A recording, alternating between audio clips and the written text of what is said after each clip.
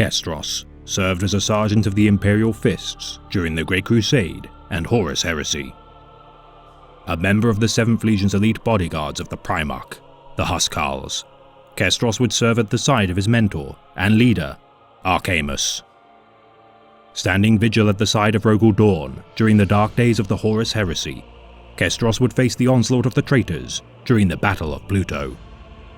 Confronted by the Alpha Legion during the Solar War, the Hydra's probing of the Imperium's defenses would require a swift and decisive counterattack. Led by Rogul Dorn, the Imperial Fists would battle the Alpha Legion, Leonin Elite, and their Primarch, Alpharius. Besting the Hydra, Dorn would cleave Alpharius' head from his body, yet in the aftermath of the battle, Kestros would find his mentor, Archamus, to be a fatality of the battle.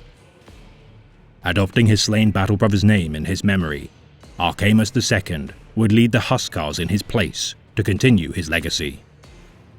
Remaining at the side of his liege, Kestros would defend the Imperial Fist flagship, Phalanx, from the infiltration of the demon known as Samus. Overseeing and aiding Dorn's operations of the Siege of Terra within the Grand Borealis of the Bab Bastion, Kestros would stand vigil until its destruction by the traitor advance. With the Emperor's departure to the Vengeful Spirit, alongside Primarchs Sanguinius and Rogul Dorn, Kestros would assume overall command of the remaining Loyalist forces on Terra.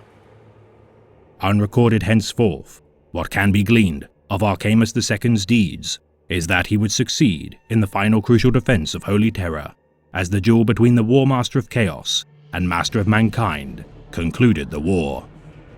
His resolute defiance against the traitor war effort, worthy of the Praetorian of Dawn's example.